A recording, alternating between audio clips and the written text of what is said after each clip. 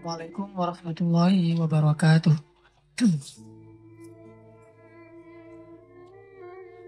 Alhamdulillahirabbil alamin. Hamdan katsiran thayyiban mubarakan fih kama yuhibbu rabbuna wa yarda. Asyhadu an la ilaha illallah wahdahu la syarikalah. Lahul mulku wa lahul hamdu wa huwa ala kulli syai'in qadir. Wa asyhadu anna Muhammadan abduhu wa rasuluhu la nabiyya ba'dah. Alladzi la yantiqu 'anil hawa in huwa illa wahyun yuha. Allahumma shalli wa sallim wa barik ala sayyidina Muhammadin wa ala alihi wa sahbihi wa man tabi'ahu ila yaumiddin. Teman-teman sekalian, jamaah salat zuhur yang dirahmati Allah Subhanahu wa taala. Kadang Allah di dalam Al-Qur'an mengumpamakan hubungan antara kita dengan Allah itu dengan bahasa dagang atau dengan bahasa bisnis. Dan kenapa Allah menggunakan analogi dagang atau bisnis dalam hubungan hamba kepadanya? Karena Allah Subhanahu wa taala Maha Kaya. Jadi kalau Allah kekayaannya tanggung, Allah nggak akan nawarin kita perdagangan yang murni keuntungannya hanya untuk kita. Salah satu ayat perdagangan di dalam Al-Quran tentang kita dengan Allah itu misalnya Surat As-Saff, Ya ayyuhalladzina amanu hal adullukum ala tijaratin tunjikum min azabin alim. Wahai orang yang beriman, mau enggak kalian aku tawarin satu tijarah. Tijarah itu dagang. Orang yang berdagang itu namanya tajir. Terus jadi bahasa Indonesia tajir, kaya raya. Dalam bahasa Arabnya tajir itu artinya pedagang. Jadi dagang sayur juga tajir. Kerjanya apa? Tajir, cuy. Padahal jualan hal-hal yang sepele. Kayak di Arab jualan siwak gitu, itu namanya tajir siwak. Jadi dia kaya raya gara-gara siwak. Ini tijarah tunjikum min azabin alim. Perniagaan yang bisa menyelamatkan kalian dari azab yang sangat menyakitkan, yaitu azab api neraka. Sehingga karena Allah menggunakan bahasa dagang dengan hambanya, dan Allah itu ghaniyun, syakurun, terus raufun, rahimun, wasi'un, apalagi karimun, jawadun, banyak sifat-sifat dan nama-nama Allah yang mulia yang ada hubungannya dengan tijarah, dengan tawaran berdagang.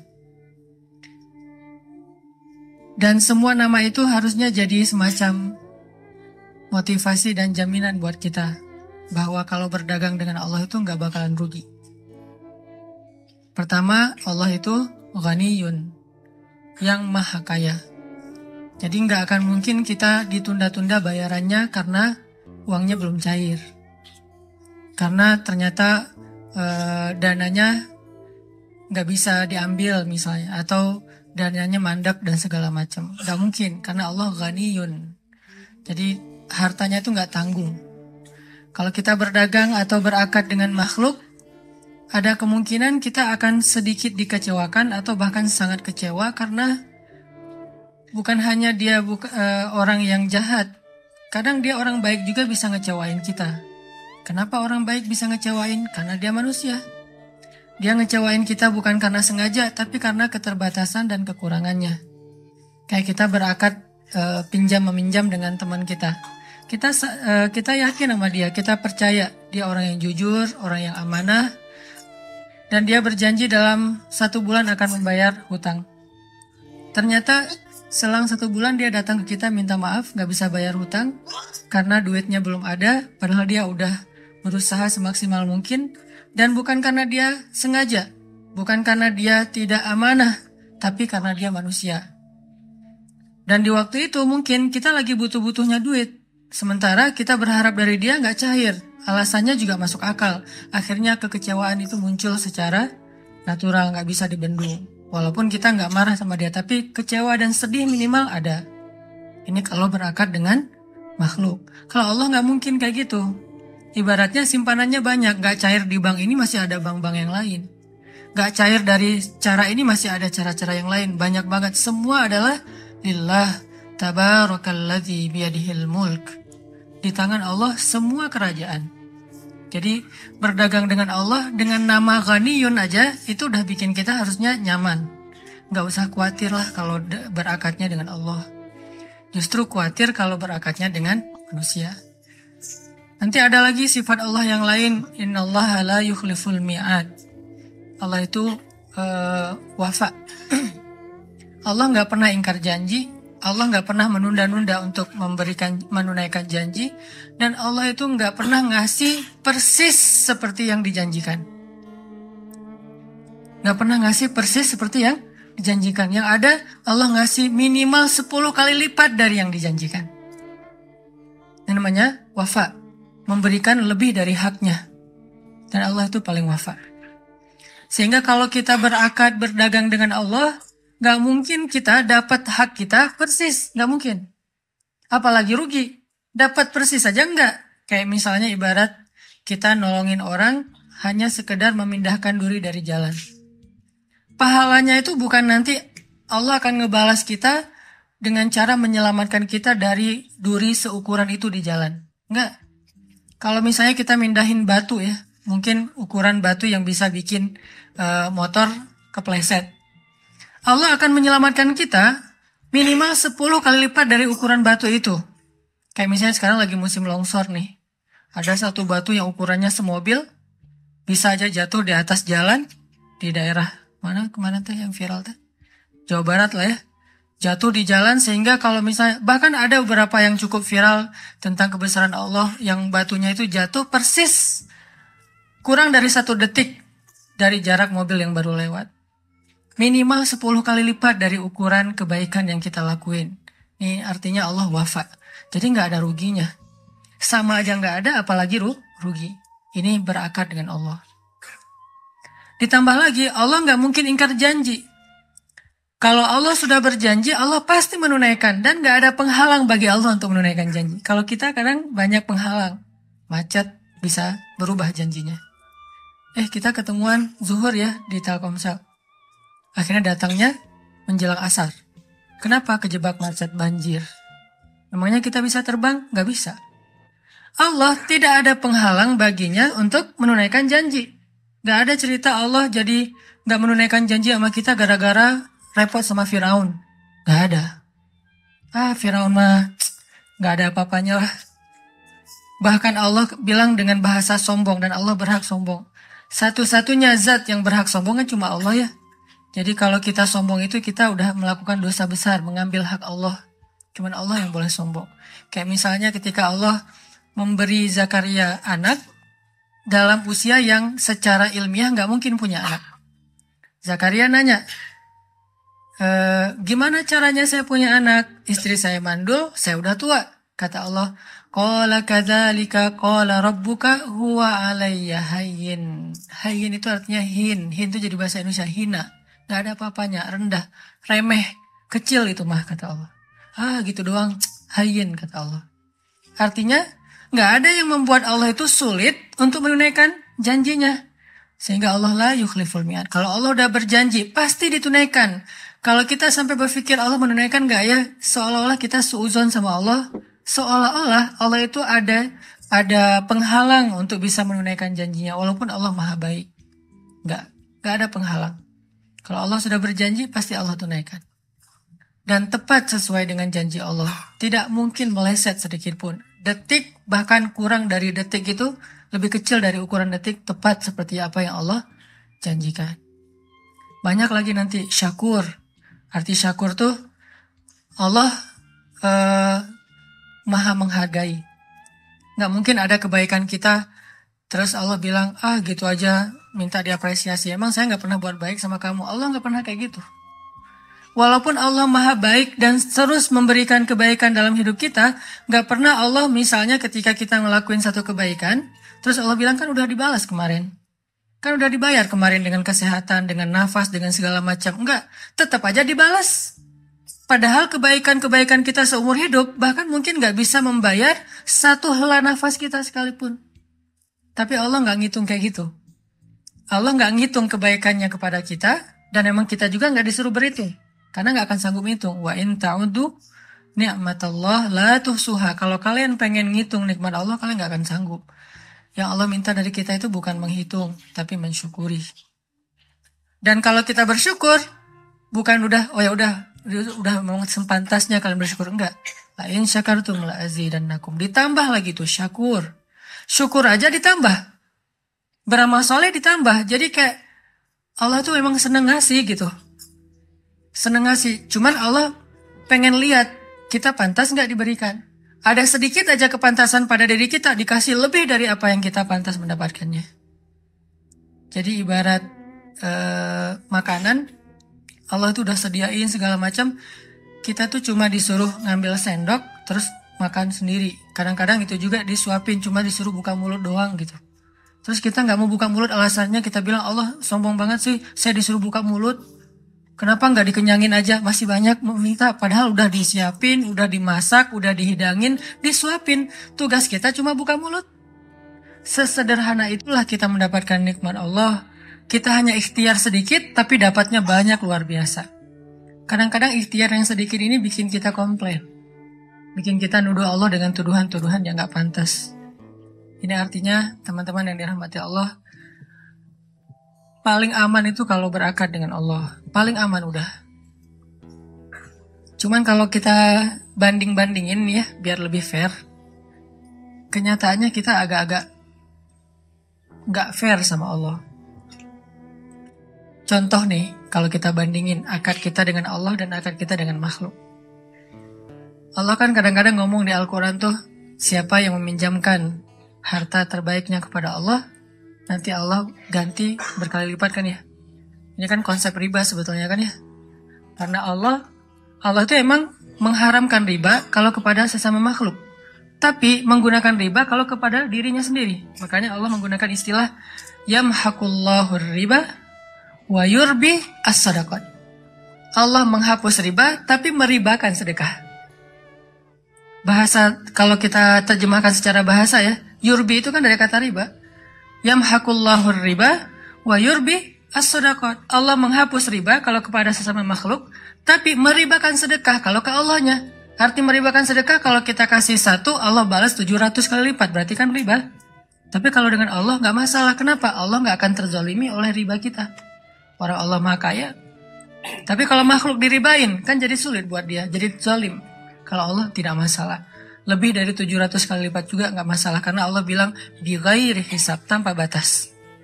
700 itu hanya hitung-hitungan yang kita bisa bayangin. Tapi di akhir ayat tetap ada kalimat bighairi hisab. Nggak ada batas. Allah bilang, siapa yang meminjamkan hartanya kepadaku, sedekah, zakat, wakaf, segala macam lah, termasuk nafkah kepada istri, kepada keluarga. Siapa yang meminjamkan hartanya kepadaku, aku ganti berkali-kali lipat. Siapa yang menyimpan hartanya di sisi Allah, Allah kan ganti. Jelas tuh ayatnya tuh. Belum lagi nanti dikuatkan dengan hadis-hadis yang sahih. Tapi kenyataannya, kadang kita masih agak ragu nyimpan uang ke Allahnya. Lebih yakin nyimpan uang ke makhluk. Berapa tabungan kita di bank? 100 juta? Khawatir nggak dengan angka segitu kita taruh di orang lain? Nggak khawatir, kenapa? Itu bank. Itu jelas pertanggungjawabannya. Itu nggak mungkin akan dirugikan. Bahkan yang ada bertambah. Mau itu konvensional, mau itu juga syariah. Yang jelas naruh uang di situ kita yakin banget ratusan juta. Tapi naruh uang di Allah, zakat, sedekah yang jauh lebih kecil dari itu, kadang mikir, berkurang, ini nggak fair nih.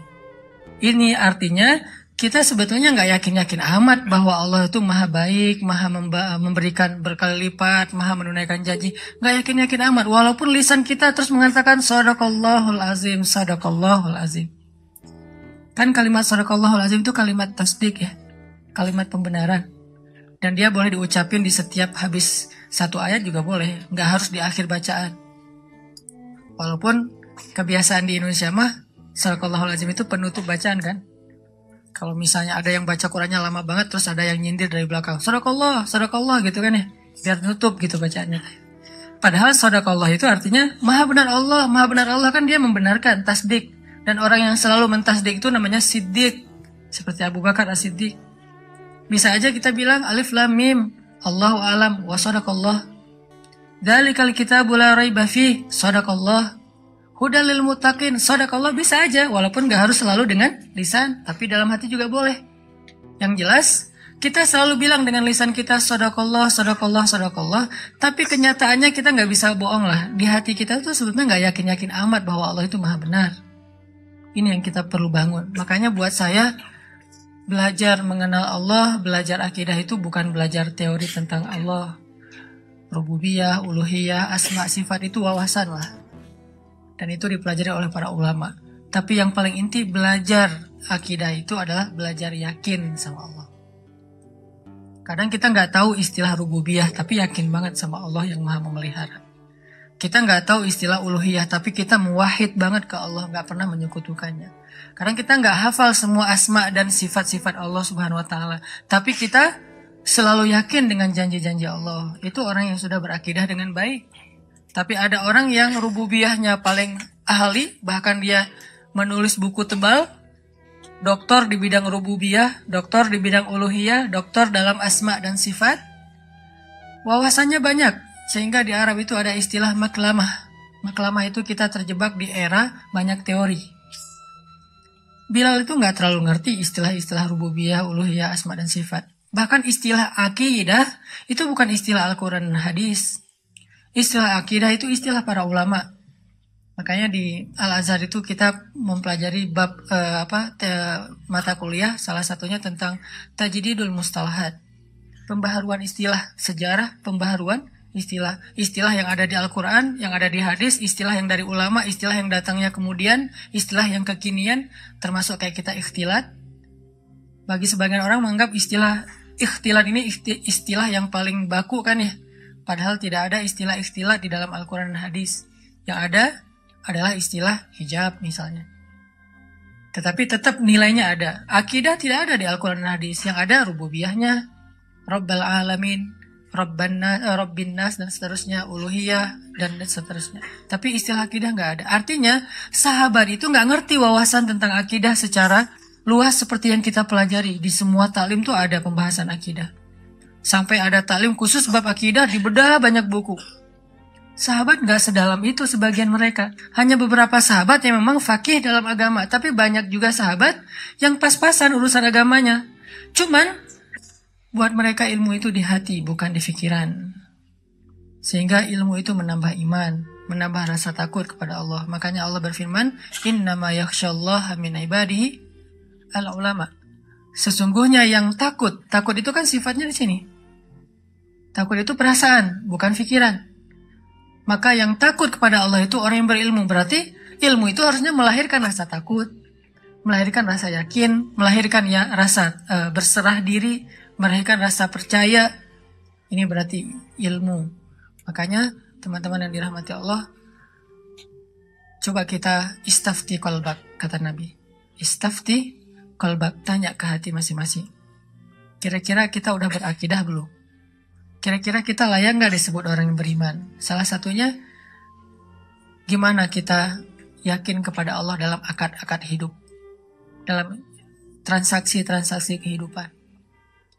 Cara mengukurnya gampang, bandingin aja dengan manusia. Padahal kan kita bilang, la syarikalah, kemudian kita bilang inna sholati wa nusuki wa mahyaya wa mamati lillahi rabbil alamin. Iya karena berdua, iya karena saya. Banyak kan kata-kata Allah yang paling lah pokoknya.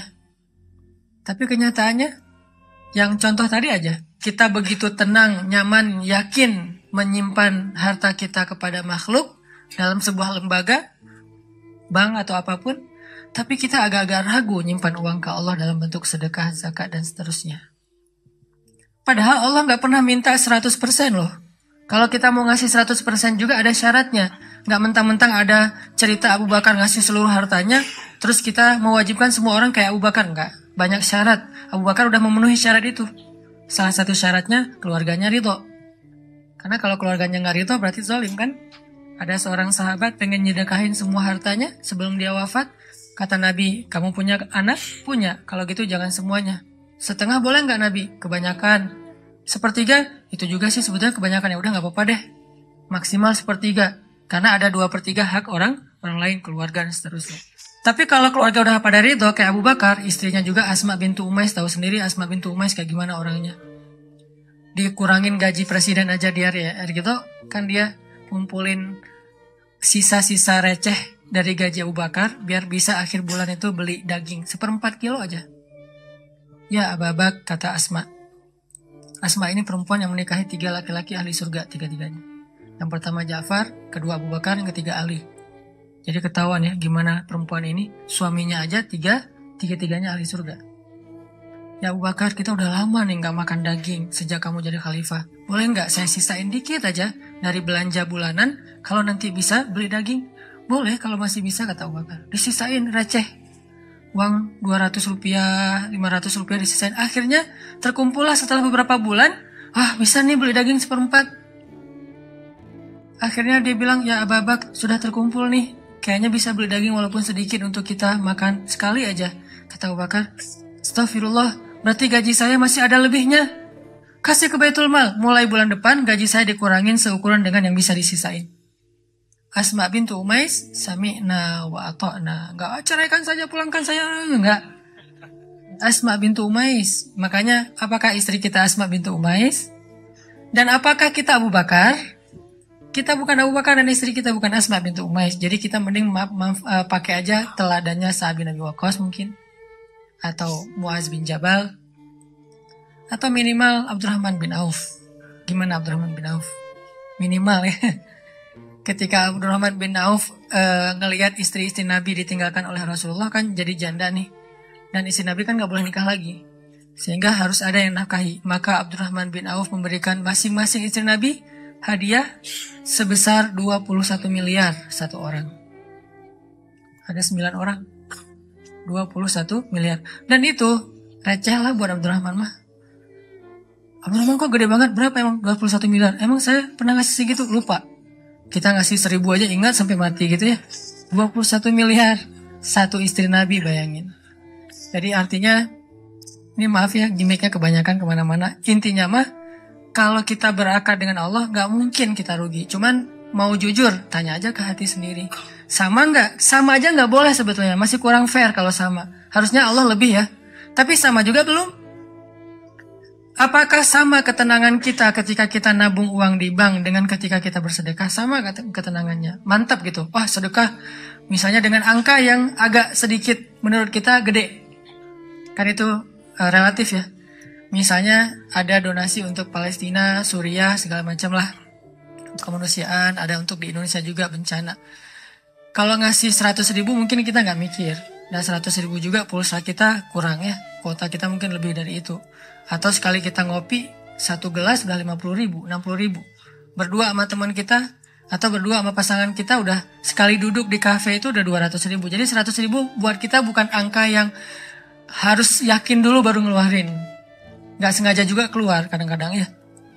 Nah, parkir berapa? Jadi bukan angka yang besar lah. Coba, mungkin buat kita angka yang besar itu 1 juta. Apakah kita ngerasain ketenangan ketika berinfak 1 juta seperti ketenangan ketika kita naruh uang di bank 1 juta? Sama nggak? Kalau sama, naikin lagi. 2 juta? 5 juta? 10 juta? Sampai angka yang ketika di bank juga kita nggak yakin, ke Allahnya yakin. Itu baru lebih luar biasa tuh. Kayaknya nggak ada angka ke bank kita nggak yakin kan? 1 miliar juga kita yakin. Kalau ada duit 1 miliar, taruh di bank. Justru lebih ragu kalau disimpan sendiri. Taruh di bank lebih yakin.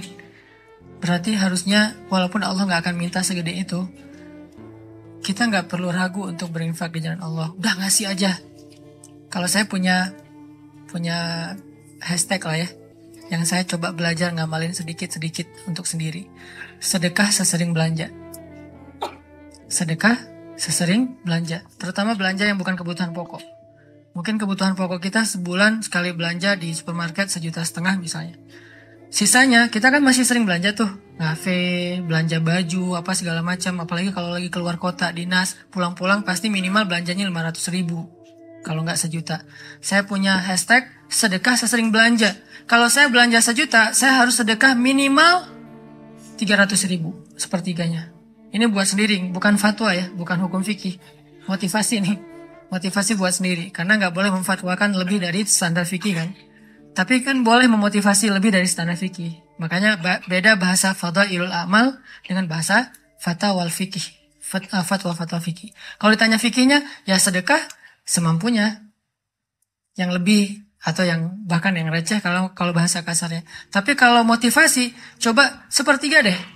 Berarti kalau kita belanja 1 juta, budget kita 1.300.000. Begitu selesai belanja 1 juta, langsung saya udah save rekening sosial atau rekening kemanusiaan, transfer. Karena kalau transfer nggak berasa ya, lebih enak gitu. Kalau uang kertas kan, aduh tebal. Kalau transfer tinggal ketik, kirim, ujung-ujung lama-lama, kenapa tinggal segini saldonya gitu. Pokoknya biasain kayak gitu. Jadi kita sisi positifnya apa? Pertama, kan tujuan bersedekah itu salah satu goals dari sedekah itu apa? Menghilangkan rasa kikir kan? Salah satu goals dari sedekah itu menghilangkan rasa kikir. Jadi ukuran sedekah yang afdol itu adalah ukuran yang bisa membuang rasa kikir di hati kita.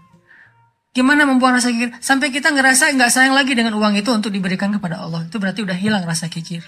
Sampai kita merasakan membantu orang lain itu lebih berharga daripada menyimpan atau menumpuk-numpuk harta. Udah hilang rasa kikir. Berarti kita harus belajar menghilangkannya dengan sedekah.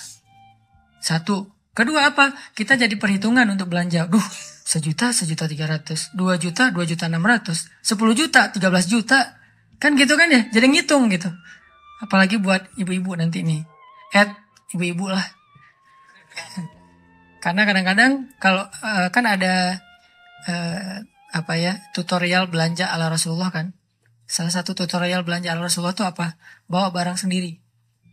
Nabi pernah lagi belanja di pasar, terus ditemenin sama Abu Hurairah kalau nggak salah. Pas Nabi beli apa gitu, Abu Hurairah pengen bawain barang Nabi. Kata Nabi, orang yang belanja membawa barangnya sendiri. Nanti baca tuh di Riyadhus Shalihin. Bab etika-etika gitu, termasuk etika berbelanja. Kenapa disuruh bawa barang sendiri? Biar ketahuan kalau dia udah belanja banyak. Bayangin yang bawanya suami, supir, kan nggak ketahuan. Enteng aja kan ya, yang dibawa cuma kartu kredit doang atau kartu debit misalnya. Kan ringan tuh, begitu dia bawa sendiri, rempong gitu kan. Oh udah banyak juga ya belanja saya. Makanya Nabi menyunahkan tutorialnya bawa belanjaan sendiri, jangan titipin ke orang lain. Jadi teman-teman yang dirahmati Allah SWT, di situ kita bisa ngukur, kita nih yakin gak sih sama Allah sebetulnya? Karena kalau kita gak terlalu yakin sama Allah, wajar kalau gitu kehidupan kita itu agak-agak banyak tersendat. Soalnya kenapa? Aku tergantung prasangka hambaku kepadaku. Ya kita sendiri yang jadi jawabannya. Gimana kita yakin sama Allah, kayak gitulah Allah ngasih ke kita. Saya sering membuktikan hal-hal kayak gitu, agak sedikit spekulasi tapi ke Allah. Jangan spekulasi ke makhluk. Kalau mau spekulasi, dalam tanda petik gambling, coba gambling ke Allah. Arti gambling ke Allah, lakukan sesuatu yang beresiko, tetapi yang diridhoi Allah ya. Karena kalau beresiko nggak diridhoi Allah kan bahaya. Nggak ada akad berarti dengan Allah. Sesuatu yang beresiko tapi diridhoi Allah. Saya pernah ngebuktiin itu berkali-kali. Menikah. Kok beresiko Ustaz? Nggak punya modal nikahnya. Kan standar pertanyaan paling mainstream tuh kalau mau nikah apa? Dari calon mertua. Kerjanya apa? Gitu kan ya? Paling mainstream tuh.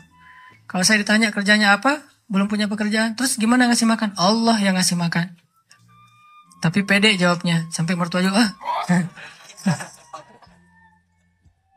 belum lagi ngeluarin dalil ya. Kan ustadz lah ya, banyak dalil. Ayat, hadis, banyak lah udah saya kumpulin bisa jadi satu buku tuh. Khusus ayat dan hadis untuk melamar. Mudah-mudahan nanti bisa di-share ayat dan hadis bahan untuk melamar, nembak calon mertua lah. Pak, itu ada tuh hadis ya. Cuman saya agak-agak ragu nih bunyinya kayak gimana tuh, kurang lebih sih yang pernah saya dengar dari Ustadz. Nih hadis sahih loh Pak. Kalau datang seorang pemuda yang baik akhlaknya gitu kan ya. Jangan ditolak. Itu saya pernah dengar, Bapak pernah dengar? Pernah sih. Nah gimana Pak? Saya beres langsung urusan. Masa dia mau nolak hadis kan ya? Ingkar sunnah tuh udah jadinya bahaya. Jangan pakai hadis deh dan segala macam. Gak mungkin dia ngomong kayak gitu. Nikah tuh gak punya modal, tapi ya bismillah aja lah. Gambling kan. Masa saya mau taat kepada Allah dibiarin telantar kan gak mungkin. Kan menikah itu untuk taat kepada Allah kan. Enggak, hawa nafsu. Emang hawa nafsu. Masa nikah gak pakai hawa nafsu? Ini ada yang keliru nih di masyarakat kita. Katanya gak boleh menikah karena hawa nafsu. Bukankah nikah itu adalah solusi buat hawa nafsu? Lo nikah tuh nggak karena Allah tuh, karena nafsu. Nggak berbenturan dua hal ini. Tapi kalau dia menikah karena hawa nafsu dan ingin menghalalkan dengan terhormat hawa nafsu itu namanya karena Allah. Nggak ada cerita karena Allah berarti nggak melibatkan hawa nafsu. Nggak kayak gitu sih bahasanya. Sama kayak kita kerja nih.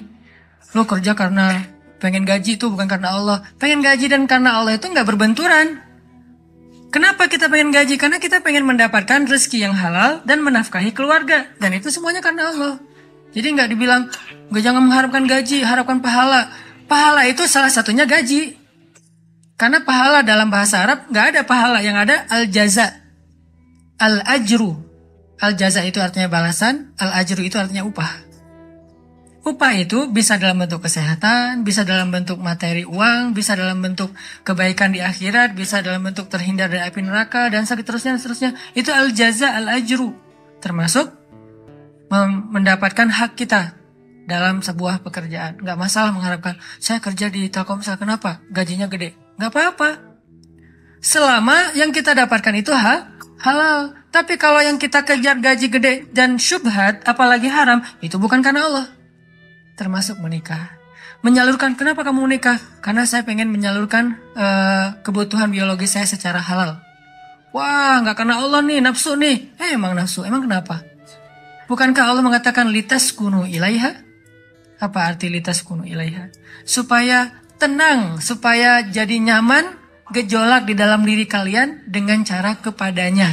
Itu bahasa.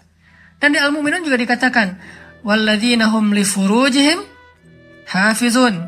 Kalau nggak bisa hafizun, maka dia salurkan. Gimana cara nyalurinnya? 2. Illa ala azwajihim. Yang kedua nggak usah dibahas. Yang satu aja. Illa ala azwajihim, kepada istri mereka. Bukan istri mereka, istri-istri mereka. Illa ala azwajihim. Kalau dia menyalurkan dengan cara yang lain selain yang dibolehkan kayak gitu, kata Allah, faulaika humul adun. Dan Allah nggak suka kepada orang yang melampaui batas. Jadi menikah karena Allah, karena saya ingin menyalurkan kebutuhan biologis secara halal misalnya. Makanya mencari yang sesuai dengan kriteria masing-masing. Kalau misalnya ada yang kriterianya harus yang Arab, cari aja Syarifah, Habaib apa. Kalau Habib perempuannya Syarifah kan ya. Atau saya pengen yang Oriental, pergi aja ke Korea lah atau ke Jepang. Saya pengen yang misalnya etnik, nah, bisa di Indonesia misalnya. Ini mas selera, nggak masalah. Bukankah Nabi justru mengatakan memilih perempuan itu yang pertama justru fisiknya? Walaupun yang paling berharga bukan fisik, tapi tetap ditaruh yang paling depan. Karena itu yang ketahuan duluan kan. Kita nggak mungkin tahu kesolehannya langsung ketika awal ketemu, ini soleha banget nih, belum tentu. Ketika udah kenal dekat baru tahu ternyata dia rajin tahajud, rajin tilawah. Walaupun kadang-kadang kita ngelihat dia di Instagram postingan terakhir tilawah, alhamdulillah 1 juz hari ini misalnya. Bisa kayak gitu. Tapi rata-rata yang pertama dilihat fisiknya kan ya. Walaupun fisik banyak menipu sih, hasil editan segala macam. Pas ngeliat orangnya, lebih cantik dari di Instagram, Dia salah ngedit. Ini artinya teman-teman, kalau menikah itu karena Allah, kenapa takut? Bukankah Allah sendiri berjanji kalau mereka fuqara, apa arti fuqara? Gak punya apa-apa. Kalau miskin masih punya apa-apa cuma dikit. Kalau fuqara gak punya apapun. Allah yang yughniyahumullah, Allah yang akan mencukupkan kebutuhan mereka. Oh, Allah yang cukupin, ya udah selesai. Nikah, datang. Yuk nikah yuk. Gak gitu sih caranya. Terlalu polos kayak gitu mah pasti ditolak lah. Adalah trik-triknya pasti teman-teman udah mempraktekkan, kalau enggak pasti berstatus masih jomblo ya. Jomblo itu kurang kreatif menurut saya. Kalau yang udah nikah pasti kreatif banget. Tahu banget cara-caranya gimana ya. Alhamdulillah berhasil. Setidaknya untuk dia berhasil setelah puluhan orang yang gagal misalnya. Kalau yang jomblo nih kayaknya harus latihan nih, belajar kepada yang udah nikah, nanti di kantor sambil istirahat sharing deh. Gimana dulu lu nembak calon istri? Gitu aja. Gimana gitu aja, tahajud dulu. Ya Allah yang membolak-balikan hati. Hati dia memang ada di dalam tubuhnya, tapi pemiliknya bukan dia, tapi Engkau ya Allah. Setahu saya nih, dia kayaknya hatinya ke si fulan. Dah saya mah gak bisa kecuali dia. Ya Allah, ya Allah, ya Allah. Akhirnya berhasil. Dan saya ngebuktiin itu banget. Saya sering bilang, saya itu bukan tipe istri saya loh. Sangat bukan tipe istri saya. Ada 4 hal yang pantang buat istri saya. 4-4-nya ada di saya. Subhanallah. Kok bisa berhasil, Ustaz? Dia berdoa, ya Allah, jangan itu, jangan itu, jangan itu, jangan itu. Saya cuma berdoa sekali, ya Allah, please yang itu. Ternyata tiba-tiba ya, kelepek-kelepek nggak berhasil dia. Saya tanya, kenapa kamu milih saya? Bukankah 4-4-nya ada pada saya? Pertama, nggak mau orang Sumatera. Katanya orang Sumatera itu keras. Saya dulu orang Sumatera itu keras. Orang Aceh, Sumatera, kuliah di Mesir. Dan Mesir mah Sumateranya Arab. Kan Arab juga ada Sundanya, ada Jawa ya. Sundanya Arab itu kayak Yaman. Itu Sundanya Arab, lembut-lembut. Sampai Nabi sendiri mengakui kan, orang Yaman itu hatinya lembut. Kalau Jawanya Arab tuh yang ulet gitu kerja tuh Palestina. Karena Palestina itu terkenal dengan keteguhannya. Tapi kalau Sumateranya Arab, yang ngomongnya keras gitu, belak-belakan, spontannya luar biasa, itu Mesir banget.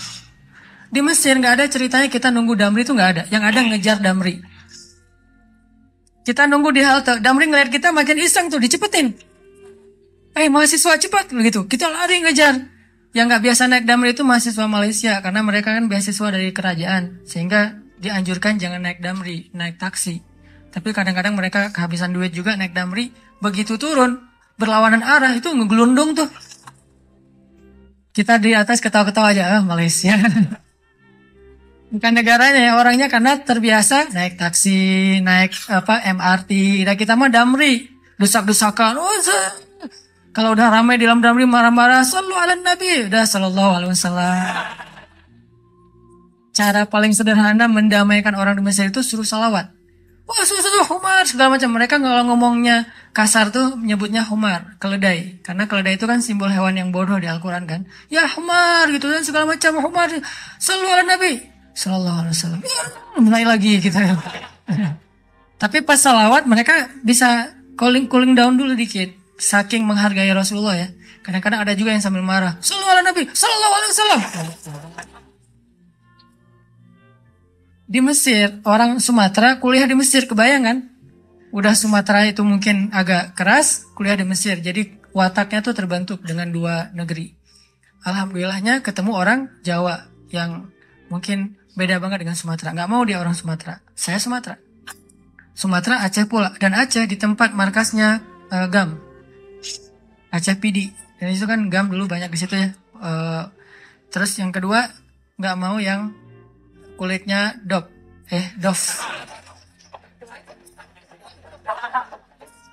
Kebanyakan ke pantai misalnya. Saya nyebutnya nggak dof sih, nyebutnya eksotis gitu.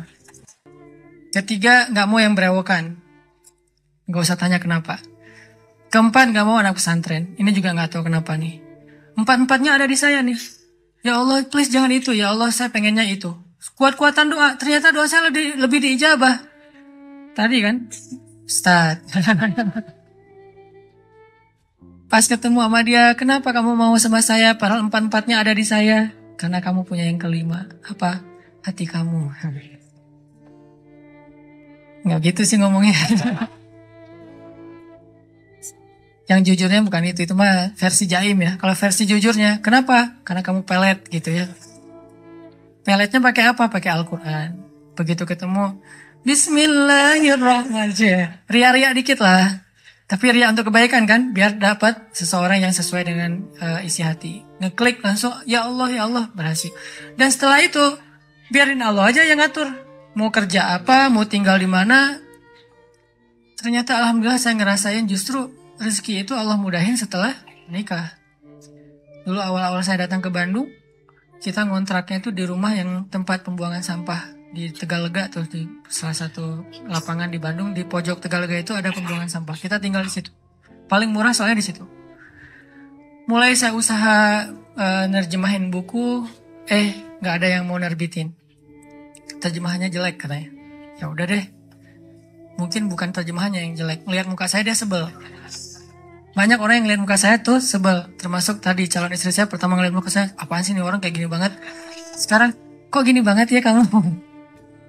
Tuh, terjemahin buku nggak bisa. Akhirnya saya nulis buku sendiri. Karena nggak bisa nerjemahin, nulis aja sendiri. Capruk aja pokoknya, nulis apa yang bisa ditulis.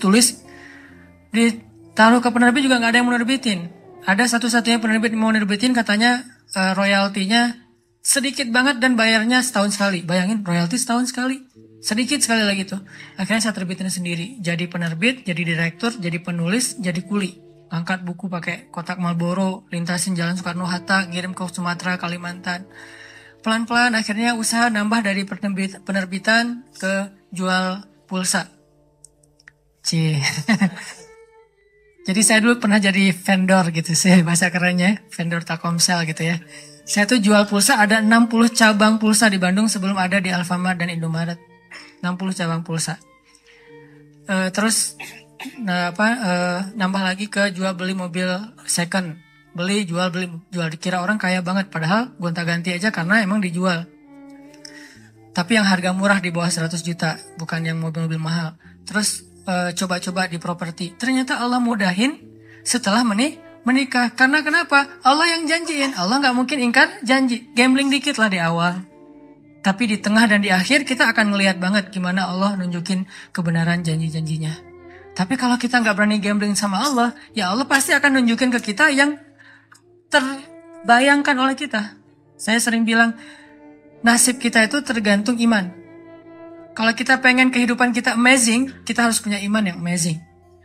Kalau kita pengen dapat lebih banyak miracle dalam hidup kita, surprise, berarti iman kita itu harus miracle. Kalau iman kita ilmiah, kita hanya akan mendapatkan kehidupan yang ilmiah sesuai dengan hitung-hitungan kita. Kalau kayak gini, 1 tambah 1, 2. Kalau kita pengen hidup kita banyak kejutan, 1 tambah 1, 10, berarti kita harus punya keimanan yang amazing, miracle, ajaib kayak gitu.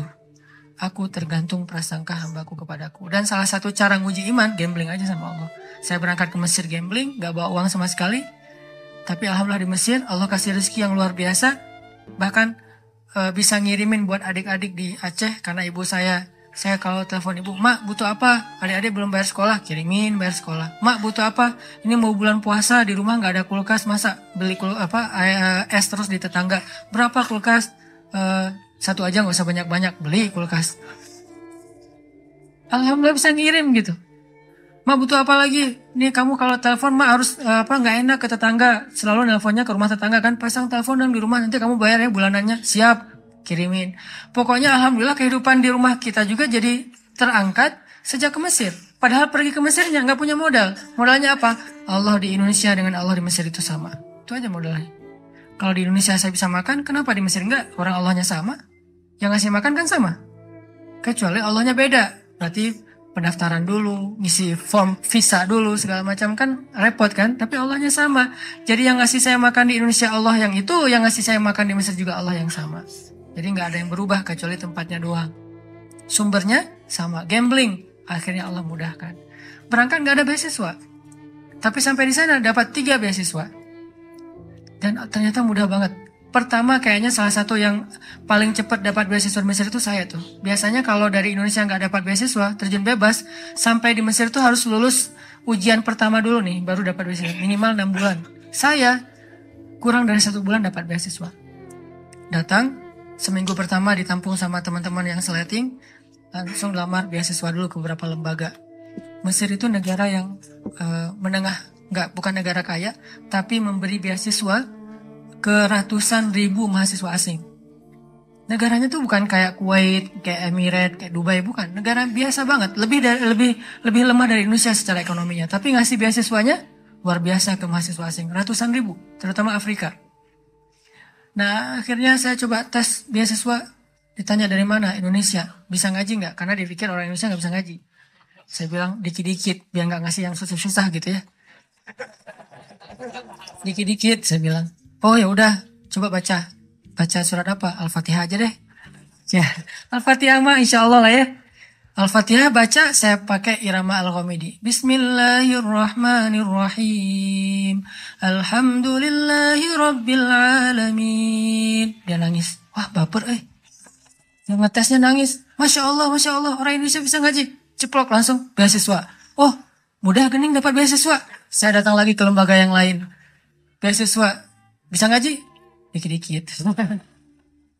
Ya udah coba ngaji surat apa? Terserah. Al-Ikhlas boleh? Boleh, Al-Ikhlas. Al-Ikhlas, Al-Falak, Al-Fatihah. Lulus, alhamdulillah ya. Ada itu mah insya Allah lulus. Dikirain orang Indonesia tuh kayak orang yang baru masuk Islam yang mungkin belajar Al-Quran juga baru gitu. Alhamdulillah saya udah sering ikut musabaqah dari kecil dan alhamdulillah sering juara nasional. Jadi ya, dikit-dikit bisa lah untuk bikin orang agak-agak baper, tahu trik-triknya. Akhirnya dia, apalagi Al-Fatihah Al-Ikhlas kan, alhamdulillah dapat beasiswa 3 langsung. Akhirnya saya punya rumah 3. 1 dekat Sungai Nil, kalau lagi bete di situ aja. Sekalian kalau ada apa-apa nanti nyemplung. Pernah diputusin tawaf Sungai Nil. Masa lalu ya, nggak usah dibahas ya. Terus rumah 1 lagi itu di pelosok kampung di Mesir. Karena emang saya pengen dapat culture Mesirnya, pengen kenal dengan orang-orang Mesir asli di kampung banget tuh. Yang di sebelah rumah itu ada kandang keledai. Disitulah saya mengetahui makna hadis Nabi. Kalau kalian dengar suara anjing dan suara keledai berarti ngelihat setan. Berta'awuz lah kan ya. Suara keledai itu sering di sebelah rumah saya. Iyo. Saya ta'awuz, dia nggak berhenti. Saya pergi, dia berhenti. Wah, kayak gini. Ini setannya siapa gitu. Di rumahnya ada yang di kampung. Terus 1 lagi rumahnya di asrama. Di asrama mahasiswa. Alhamdulillah ternyata Allah mudahin banget tuh. Coba gambling. Gara-gara saya sering gambling kayak gitu, saya makin yakin aja nih. Kan kita ngelatih keimanan kita tuh dengan pengalaman ya. Salah satunya kayak Ibrahim bertanya ke Allah. Wa idh qala Ibrahim Rabbi arini kaifa tuhyil mauta. Qala awalam tu'min? Qala bala walakin liyatma'inna qalbi. Ya Allah, gimana cara engkau menghidupkan yang mati? Kata Allah, emangnya kamu gak beriman? Beriman ya Allah, cuman pengen nambah. Makin tenang hatinya. Pengalaman. Makin berani. Gambling ini, gambling itu, termasuk gambling ketika saya jadi guide di salah satu musim haji. Berangkat, gak punya modal kecuali bayar visa sama tiket doang. $500 kalau haji dari Mesir. Murah banget loh. $500 dan gak ada kuota. Gak perlu nunggu sampai 10 tahun. Bulan ini daftar, bulan ini berangkat. Cuma $500. Tapi buat mahasiswa kan itu kadang-kadang gede ya. $500 minjam dulu sama teman. Pinjam dong $500 buat apa? Haji. Oh ya udah, pinjam. Nanti pulang haji dibayar. Insya Allah. Berangkat nih. Sampai di Mekah, kerjanya ngapain? Ngeguidein jamaah-jamaah Indonesia yang mungkin butuh guide, butuh yang didorong. Terutama dorongan lah. Jadi ojek. Cuma waktu itu gak ada aplikasi sih. Aplikasi dorongan bisa pesan. Kayaknya perlu dibuat juga sekarang. Saya nyewa dorongan itu wheelchair. Duduk depan Masjidil Haram gini. Mana ini yang kelihatan agak-agak cacat atau apa gitu kan. Kayak hiu nyari mangsa gitu. Mana nih yang agak kesasar. Gak ada. 2 hari gak ada. Akhirnya 2 hari saya cuma minum air zam-zam doang tuh. Gak makan. Cuma minum air zam-zam. Tidur. Minum air zam-zam. Nungguin. Gak ada. Hari ketiga. Alhamdulillah lagi duduk-duduk depan Masjidil Haram. Lewat ibu-ibu kayak culang-cilang gitu. Kayak apa. Bingung gitu kan ya. Nih arah kemana sama anaknya. Nah nih kayaknya ada ciri-ciri nih. Saya datengin, Bu. Kenapa kesasar? Iya Nina, saya kesasar. Rumah saya tuh dari Jamaah Solo. Maktab saya gak tahu di daerah mana. Ibu gak bawa identitas? Iya ketinggalan tadi tasnya pas buru-buru. Wah, saya juga baru pertama haji nih. Belum tahu juga tempat maktab-maktab kayak gituan. Tapi bismillah lah, gambling karena Allah. Makanya kalau berani gambling sama Allah, gak mungkin dikecewain. Saya yakin banget tuh. Saya buktiin. Bu, ikut saya aja. Insya Allah kita cari rumah ibu. Kemana anak arahnya? Ke situ, Bu. Nah, saya juga gak tahu. Ikutin aja. Ibu itu ikutin, jalan. Bismillah, la haula. Kan kata Nabi, la haula wala quwata illa billah itu mengelahirkan keajaiban kan ya. Sampai ada sahabat yang baca la haula, tiba-tiba anaknya yang disandra, tiba-tiba lepas. Dan selamat. La haula wala quwata illa billah, la haula wala quwata illa billah. Jalan, gak lama kemudian, sekitar setengah jam jalan. Lumayan lama sih. Setengah jam. Akhirnya ibu tuh bilang, Mas itu maktabnya ibu, itu teman-temannya ibu. Sampai persis di depan maktabnya. Oh ya alhamdulillah emang arahnya ke sini sih Bu dari tadi sini.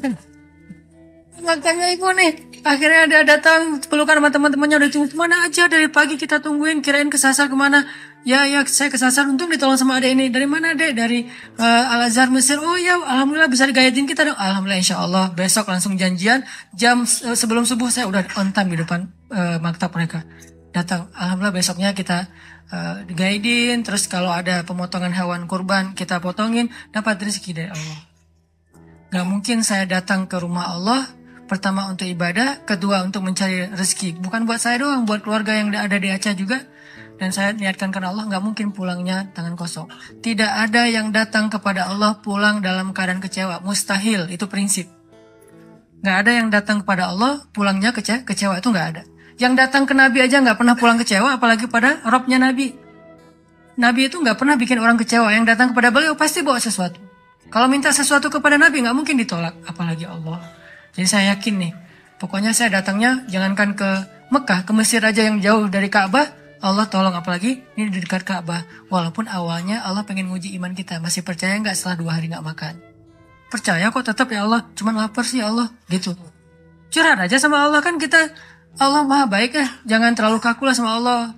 Ya Allah, saya adalah, nggak usah gitulah. Ya Allah, saya lapar nih, kan Musa gitu, pas lagi di bawah pohon di Madian. Ya Allah, saya lapar sementara engkau dan saya fakir kepada kebaikan darimu. Langsung Allah beri, bukan cuma makan, sampai istri juga dikasih sama Allah. Akhirnya pulang-pulang alhamdulillah bisa bayar hutang. Mak, butuh apa? Kirimin. Setiap tahun kayak gitu. Pulang dari Indonesia, dari Mesir kayak gitu, sampai sekarang hidup suka gambling. Sehingga angka 1/3 dari uang belanja itu kecil kalau dengan keyakinan kepada Allah, nggak mungkin ngecewain. Karena udah terbiasa kayak gitu. 1/3 mah pasti digantilah ntar lagi juga. Ketika ada musibah dikit, berakatnya dengan Allah. HP saya waktu itu harganya sekitar 1,5 juta, jatuh nih gara-gara buru-buru mau tahajud di masjid. Jam 2 tahajud, jam 2 saya bangun, kan udah telat nih, jadi panik, nyambar HP, jatuh, layarnya retak, gak bisa dipakai. Saat itu juga saya bilang, Allah beri saya pahala dalam musibah ini, beri saya ganti yang lebih baik darinya. Tenang udah, sholat tahajud subuh, pagi-pagi diganti dengan Note 5 yang waktu itu harganya masih 10 juta. Allah kasih cash dalam hitungan jam. Tergantung prasangka kepada hambanya. Dan jangan selalu mengidentikan bahwa pemberian Allah itu sedekah. Enggak. Bisa dikasih sebuah proyek, bisa dikasih lewat sebuah mungkin ada orang yang dulu udah lama, kita udah lupa juga dia punya utang sama kita, tiba-tiba bayar. Banyak cara lah buat Allah. Saya pernah mobil saya diserempet sama aparat. Dia yang salah tapi dia marah-marah. Nabrak dari belakang. Wah, ditabrak. Dia turun duluan, marah-marah duluan. Nyuri start gitu. Pas saya wah ini aparat, mau diramein susah, ya udah deh. Akhirnya dia pergi, saya harus memperbaiki kendaraan saya 1,5 juta. Nggak bisa akad dengan makhluk karena dia zalim, saya akad dengan Khalik yang maha baik, yang syakur. Ya Allah, beri saya ganti yang lebih baik dari ini. Seminggu kemudian, saya ada suatu urusan pekerjaan, dapat ganti dari Allah 15 juta, 10 kali lipat dari yang sudah diambil. Dan jangan bilang, kalau nggak tadi udah jadi 16,5 juta loh. Nggak. Kan kita kadang-kadang ngitungnya suka gitu ya. Padahal kalau nggak ada 1,5 juta yang kita ikhlasin, nggak ada 15 juta. Jadi tetap 15 juta sebetulnya. Ya Allah, kalau kemarin nggak ada kecelakaan itu pasti saya udah dapat 16,5 juta nih. Ini agak-agak terlalu tamak ya. Intinya teman-teman yang dirahmati Allah, yuk kita belajar berakad dengan Allah itu di hati. Bukan cuma inna sholati wa nusuki wa mahyaya wa mamati lillahi rabbil alamin secara lisan, tapi libatkan hati kita. Kalau berinteraksi dengan makhluk, berakad dengan makhluk lewat lisan. Saya terima nikahnya gitu kan ya. Nikah. Apa aja lah pokoknya. Lisan kan. Tapi kalau dengan Allah, hati. Karena kalau nggak melibatkan hati, nggak sah akad kita dengan Allah. Walaupun lisan kita ngucapin yang paling manis sekalipun. Karena orang munafik lebih manis dari itu. Nanti baca surat Al-Munafikun. Gimana kata-kata orang munafik. Baca lagi surat Al-Jumu'ah. Baca lagi surat-surat lain tentang orang munafik. At-Taubah. Banyak kan cerita-cerita orang munafik yang lisannya baik. Tapi hatinya gak terlibat. Maka Allah mengatakan. Fi qulubihim marad. Yukhadi'un Allah. Yuk kita berakad dengan Allah. Dengan melibatkan hati. Yaitu yakin. InsyaAllah dengan begitu. Allah akan tunjukin keajaiban dalam hidup kita. Memudahkan urusan-urusan kita. Memberikan kita kebaikan-kebaikan yang tidak terhingga. Itu aja yang bisa saya sampaikan. Barakallahu li wa lakum. Wassalamualaikum warahmatullahi wabarakatuh. Teman-teman, pesan moral pertama adalah kalau kita pengen ditolong oleh Allah, kalau kita pengen Allah kasih banyak kejutan, kalau kita pengen hidup kita itu penuh dengan kebaikan, pesan moral pertamanya adalah sawa as-sabil. Jangan keluar dari jalan Allah Subhanahu wa taala. Jalan Allah itu artinya syariat. Syariat itu dalam bahasa Arab artinya jalan hidup, the way of life, yaitu Islam. Jangan keluar dari jalan Allah. Tetap aja di situ. Pasti Allah kasih. Kalau pengen pas kita berjalan tiba-tiba ada kejutan dari langit, sawa as-sabil, tetap di situ. Jangan kecewain Allah. Jangan sampai Allah Subhanahu wa taala ngelihat kita ngeposting sesuatu yang Allah nggak suka. Bayangin kalau Allah udah unfollow, semua akan unfollow. Tiba-tiba akun kita jadi kosong, nggak ada followers. Apa arti Allah unfollow? Bara'atum minallah. Awal surat At-Taubah. Allah berlepas tangan. Berlepas tangan bahasa sosmednya unfollow. Lebih parah lagi kalau Allah sudah ngeblok. Khatamallahu ala qulubihim. Udah unfollow, diblok pula. Jadi kita japri nggak masuk, contrengnya cuma satu, udah diblok. Kita telepon, dialihkan ke nomor yang lain. Kita DM, nggak masuk juga. Artinya kita diblok. Request, nggak di respon.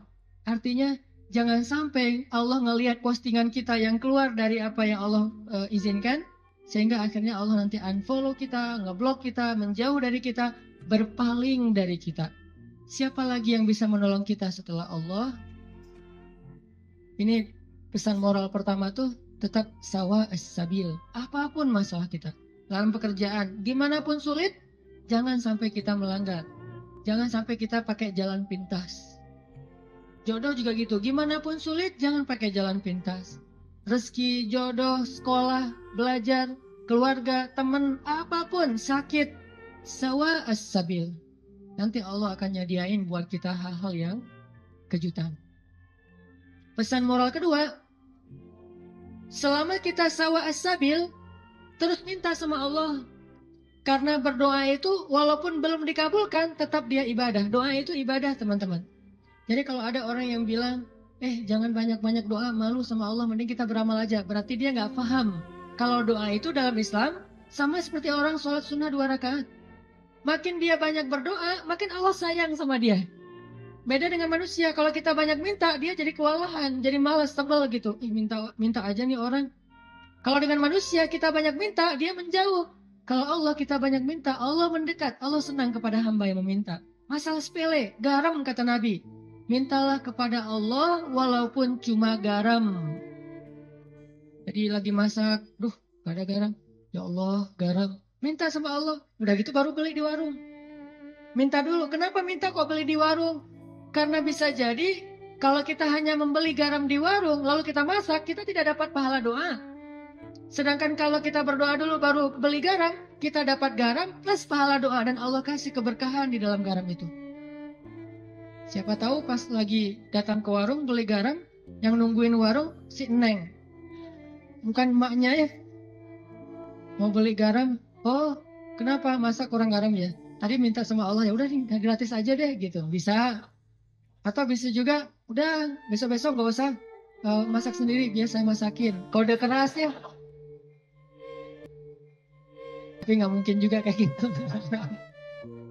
Artinya teman-teman, minta sama Allah. Ada masalah dikit, ya Allah. Coba, ini benar-benar jadi kayak habit kita ya. Ya Allah itu jadi habit, ya Allah, dikit-dikit, ya Allah, dikit-dikit, ya Allah. Dan Allah tuh senang banget digituin. Nggak repot sama sekali. Walaupun Allah itu sibuk, tapi Allah nggak repot. Kulla yawmin huwa fi sya'n, fabi'ayyi ala'i rabbikuma tukadziban. Setiap hari Allah itu sibuk. Arti sibuk memberikan apa yang diminta oleh hamba-hambanya. Sibuk mengurus hambanya. Emang Allah senang kok ngurus kita. Jadi kalau kita minta ke Allah itu Allah kayak, ada apa hambaku senang gitu. Bayangin. Walaupun gak tepat, tapi Allah lebih senang. Walaupun analogi ini gak tepat, tapi kurang lebih bisa kita bayangin. Allah itu lebih senang kepada hambanya yang meminta kepadanya daripada seorang pelayan di sebuah restoran, di sebuah kafe, yang ketika kita minta sesuatu dia tersenyum, dia ada apa Pak, langsung nyatet, langsung dikirim ordernya. Allah lebih senang dari itu. Dan salah satu di antara Nabi yang paling suka berdoa kepada Allah itu siapa teman-teman? Nabi Ibrahim. Allah menyebutkan Ibrahim itu inna Ibrahim la'awwahun halim. Awwahun. Awwah itu bukan awah ya. Awah itu beda ya. Kalau awah justru enggak. Kalau awah mau. Awwahun artinya da'a, suka berdoa. Ibrahim itu ada masalah dikit, ya Rabbi, doa. Makanya Allah banyak ngasih kejutan buat Ibrahim. Dengan istri pertamanya Sarah, dengan istri keduanya Hajar, dengan anak pertamanya Ismail, dengan anak keduanya Ishak, dengan cucunya Yakub, dengan cicitnya Yusuf. Banyak Allah kasih kejutan buat Ibrahim. Kenapa? Karena Ibrahim sawa as-sabil dan da'a. Selalu berada di jalan Allah dan selalu minta sama Allah. Allah itu cemburu kalau kita minta kepada makhluk duluan sebelum Allah. Cemburu kalau kita nyebut nama makhluk duluan sebelum Allah. Cemburu kalau kita berterima kasih kepada makhluk duluan sebelum bersyukur kepada Allah. Allah itu cemburu. Dan Allah layak untuk cemburu. Sehingga kalau kita minta ke Allah duluan, Allah senang banget. Ya Allah, saya lagi kayak gini, sebutin. Baru ikhtiar. Jadi sehari-hari itu jadikan habit kita itu da'a. Dikit-dikit, Rabbi, Ilahi, Ya Allah, Ya Tuhanku, gitu.